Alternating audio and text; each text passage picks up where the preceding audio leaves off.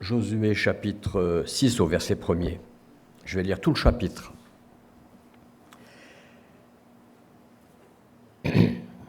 Jéricho était fermé, barricadé devant les Israélites. Personne n'en sortait, personne n'y entrait. L'Éternel dit à Josué, « Regarde, je livre entre tes mains Jéricho et son roi, ainsi que ses vaillants soldats. Faites le tour de la ville, vous tous les hommes de guerre. Faites une fois le tour de la ville. Tu agiras ainsi pendant 6 jours. 7 prêtres porteront 7 trompettes retentissantes devant l'arche. Le 7e jour, vous ferez 7 fois le tour de la ville et les prêtres sonneront de la trompette. Quand ils sonneront de la corne retentissante, quand vous entendrez le son de la trompette, tout le peuple poussera de grands cris, et alors la muraille de la ville s'écroulera et le peuple montera à l'attaque, chacun devant soi.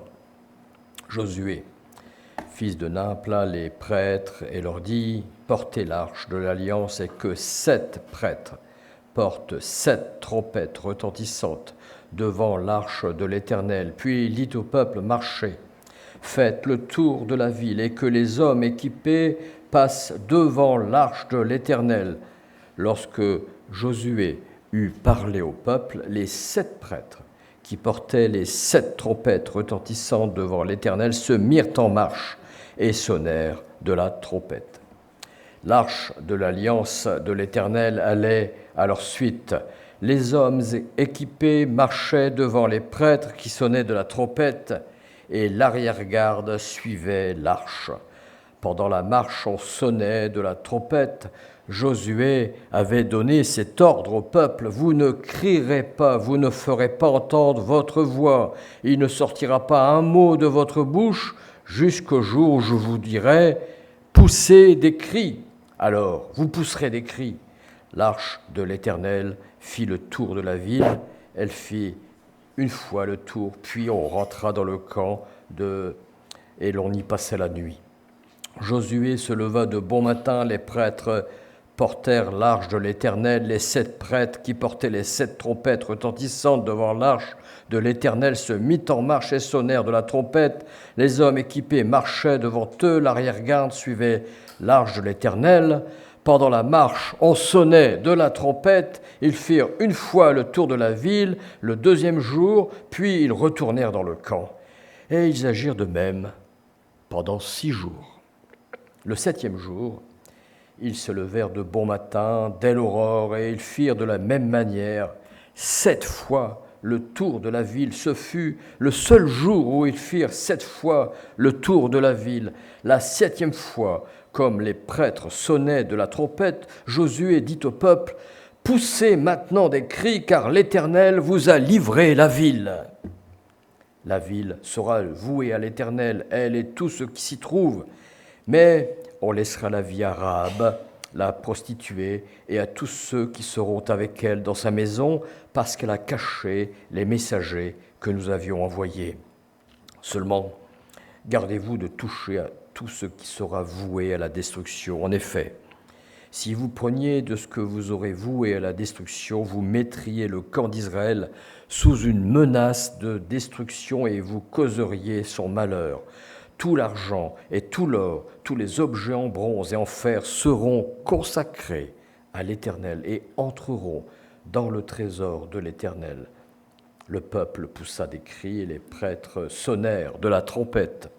Lorsque le peuple entendit le son de la trompette, il poussa de grands cris et la muraille s'écroula.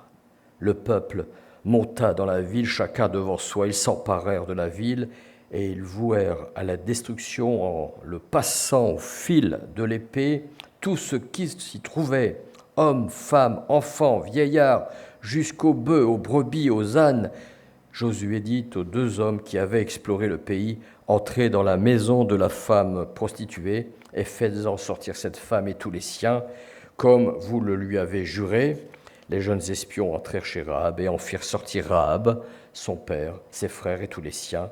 Ils firent sortir tous les membres de sa famille et les installèrent en lieu sûr à l'extérieur du camp d'Israël. Et ils brûlèrent la ville et tous ceux qui s'y trouvaient.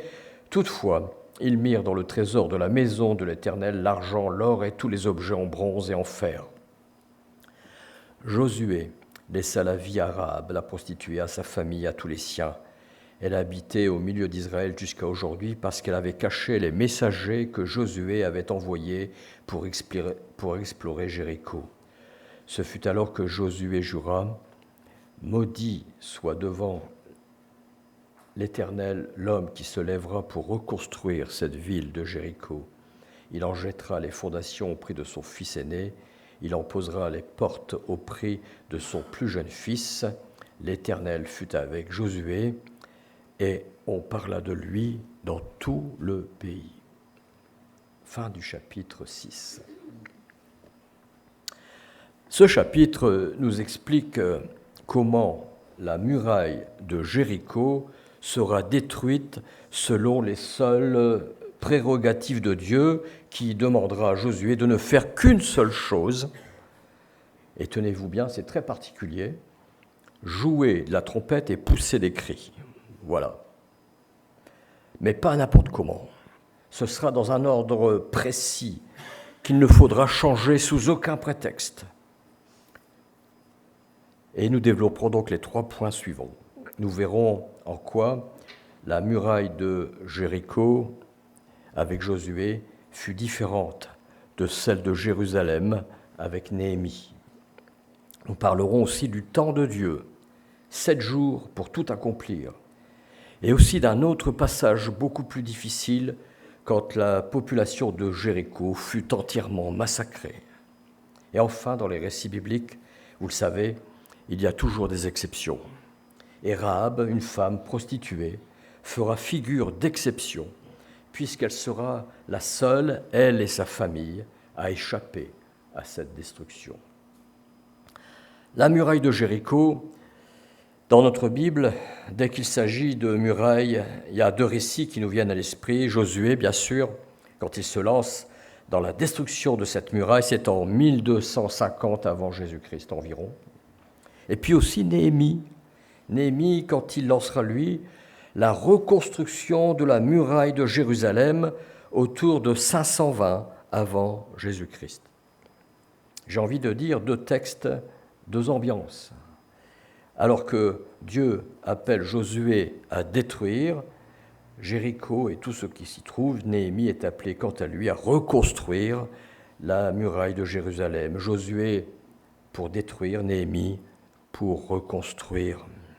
Que nous disent alors ces murailles, sinon qu'elles seront nécessaires pour se protéger à Jérusalem, pour y rassembler le peuple, pour provoquer une unité nouvelle autour du culte qui est rendu à Dieu. C'est tout l'enjeu du livre de Néhémie. Et à contrario, la muraille de Jéricho qu'il faut absolument raser. C'est ce que Josué doit faire. Et ces 2 missions diamétralement opposées sont pourtant voulues et coordonnées par le même Dieu d'Israël à 2 époques différentes. L'Église, notre Église, nos Églises, ont compris depuis longtemps le rôle de bâtisseur à chaque fois qu'elle s'est construite un temple ou une église pour se rassembler. En construisant de nouvelles églises, ce sont aussi de nouvelles formes de murailles qui s'élèvent. Alors bien sûr, notre Église n'a rien d'une muraille, mais pourtant, nous l'avons voulu comme un lieu de protection, de repos aussi, dans un monde de tumulte et de fracas, à l'image de l'épisode avec Néhémie. L'Église, le bâtiment, se veut être un lieu sanctifié où nous venons prier, adorer, réclamer la protection de Dieu envers son Église, comme pour la muraille de Jérusalem, où nous voulons voir Dieu siéger au cœur de notre communauté. C'est l'Église. En nous rassemblant dimanche après dimanche, eh bien nous espérons cette unité en Christ parce que nous appartenons au même corps, parce que, en nous tournant vers notre Seigneur, nous nous laissons irriguer par le même Esprit de Dieu. Néhémie, c'est le pasteur par excellence, énergique et inspiré. Voilà, comme tous les pasteurs que nous connaissons, bien sûr, parce que lui aussi... attendez, je suis perdu là, du coup j'ai sorti une vanne et puis je suis perdu. Voilà, énergique, qui jamais ne se décourage, mais que dire de Josué? Lui aussi obéit à Dieu. N'est-il pas inspiré, lui aussi? Et pourtant, il va être l'acteur de la destruction de Jéricho. Cette fois, Jéricho, ce n'est pas Jérusalem, parce que Jéricho empêche le peuple hébreu de s'emparer de la terre promise, alors que Dieu veut accomplir son plan pour ce peuple. La muraille de Jéricho contrarie le plan de Dieu quand la muraille de Jérusalem l'accomplissait. Nous pouvons d'ailleurs nous interroger sur ce qui pourrait contrarier le plan de Dieu dans nos propres vies. Avons-nous laissé des murs ou des murailles s'élever autour de nous, des cloisonnements qui nous sépareraient de Dieu autant que les uns des autres, au risque de rompre notre communion fraternelle? Quelques églises, parfois, ont laissé s'élever ce type de cloisonnement, de murailles, rompant toute communion avec les autres églises et préférant l'isolement à une communion fraternelle, loyale, franche. C'est triste. Il existe donc des murailles qu'il faut entretenir, parce qu'elles nous ressemblent, elles nous rassemblent, et des murailles qu'il nous faut raser, parce qu'elles nous séparent de Dieu et de son plan pour son Église. Nous voyons finalement que la muraille de Jéricho représente une barrière au plan de Dieu et que dans nos vies également, des barrières peuvent s'ériger face à la volonté de Dieu. Le second point, c'est la conquête de Jéricho. Quelle est la durée de la conquête de Jéricho? 7 jours exactement. Verset 3, « Faites le tour de la ville, vous tous les hommes de guerre, faites une fois le tour de la ville, et tu feras ainsi pendant 6 jours. 7 sacrificateurs porteront devant l'arche 7 trompettes, et le 7e jour, vous ferez 7 fois le tour de la ville, et les sacrificateurs sonneront des trompettes. » Alors bien sûr, cette période emblématique de 7 jours nous parle forcément comme, par exemple, le temps qu'il a fallu dans la Genèse pour que Dieu accomplisse toutes choses. Ça ne nous a pas échappé. Le ciel et la terre et tout ce qu'elles portent en elles. Le cycle de la création fut achevé en 6 actes successifs que la Bible décrit à chaque fois comme le premier jour, le second, jusqu'au 6e jour. Et Dieu, nous dit la Bible, s'est reposé le 7e jour, comme nous ce matin. Et vous savez pourquoi? Parce qu'aujourd'hui, c'est dimanche. Eh oui, c'est le 7e jour. Le 7e jour ne sera pas une journée de repos pour le peuple hébreu. Ce jour-là, leur dit Josué, vous ferez 7 fois le tour de la ville et les sacrificateurs sonneront des trompettes. Tu parles d'une journée de repos. Le chiffre 7 revient à chaque étape voulue par l'Éternel. 7 sacrificateurs, 7 trompettes, le 7e jour. Vous ferez 7 fois le tour de la ville. Ce chiffre, bien sûr, n'est pas une coïncidence. Ce n'est pas un effet de style. En fait, le chiffre 7 nous indique qui est à l'origine de ce combat. Dieu lui-même. Et c'est ici comme la signature en bas à droite du tableau achevé. Le chiffre 7 de notre Bible n'est rien d'autre que le nombre qui symbolise la perfection de Dieu. Dieu a tout créé en 6 étapes successives et à l'aboutissement de cette création, l'homme et la femme que Dieu a désiré voir se multiplier. Et le 7e jour n'est pas un jour pour rien. C'est le jour que Dieu consacre à contempler son œuvre. Et chers frères et sœurs, il y a de quoi. La création de Dieu peut être comparée à une œuvre musicale parfaite, sans aucune fausse note. Quand toutes choses vivent et s'épanouissent dans un équilibre parfait, et bien sûr sans le péché de l'homme qui n'a pas encore eu le temps ni l'opportunité de désobéir à Dieu. Et dans nos combats aussi, Dieu veut laisser son empreinte, sa signature. Il aimerait que notre vie ressemble à une œuvre musicale parfaite, sans aucun couac ni aucune fausse note. Mais nous le savons, ce n'est pas toujours le cas. Quelle que soit la durée de nos combats ou de son intensité, Dieu nous invite à suivre ses commandements dans son ensemble, ses conseils, sa volonté parfaite, sa partition, en quelque sorte, afin de remporter avec lui la victoire, car c'est de cela qu'il s'agit ce matin, remporter la victoire. Le 7e jour, au verset 15, le 7e jour, ils se levèrent de bon matin, dès l'aurore, et ils firent de la même manière 7 fois le tour de la ville. Ça s'appelle une victoire éclatante, et c'est Dieu qui a remporté cette victoire avec son peuple. À la 7e fois, comme les sacrificateurs sonnaient des trompettes, Josué dit au peuple, « Poussez maintenant des cris, car l'Éternel vous a livré la ville. » Mais il y a aussi un autre point que nous ne pouvons éluder ce matin au verset 20. Au verset 20, le peuple monta dans la ville, chacun devant soi, ils s'emparèrent de la ville. Et au verset 21, ils vouèrent à la destruction en passant au fil de l'épée tous ceux qui s'y trouvaient. Hommes, femmes, enfants, vieillards, jusqu'aux bœufs, aux brebis et aux ânes. Il y a dans ce texte, vous en conviendrez, une violence inouïe, une violence qui se déchaîne dans l'humanité, aujourd'hui encore, n'est jamais absente dans la Bible, et il nous faut admettre que ces passages-là, ces textes-là, demeurent particulièrement choquants à nos oreilles.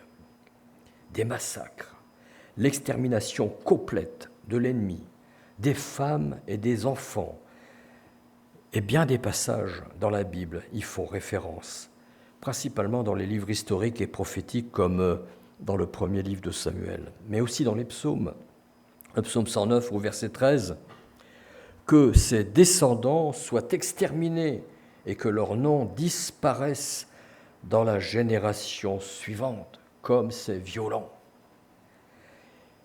Et chers amis, ne pas être confrontés à cette réalité de l'Écriture a entraîné de graves conséquences dans l'histoire de l'humanité, en particulier avec les guerres saintes qui ont justifié les croisades et d'autres conflits plus contemporains.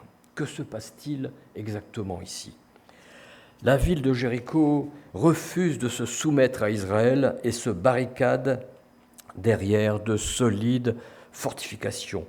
Est-ce qu'elle ignore contre qui elle lutte, c'est-à-dire le Dieu d'Israël, ou a-t-elle à ce point le cœur endurci ?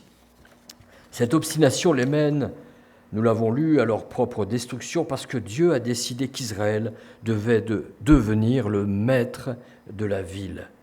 Jéricho devait être détruite, sacrifiée au titre de la justice divine à la mesure des péchés de ceux qui l'habitaient. Déjà, dans le livre de la Genèse, Dieu a choisi d'anéantir la population entière sous un déluge de pluie où seuls quelques-uns échapperont en se réfugiant dans l'arche que Noé construira en suivant lui aussi les recommandations précises de Dieu. À Jéricho, l'Éternel fit la distinction entre ceux qui ont cru à sa promesse et les autres habitants de Jéricho qui allaient être anéantis. Ainsi, nous avons lu que Rahab ne périra pas avec les rebelles, ni tous les siens qui furent également épargnés.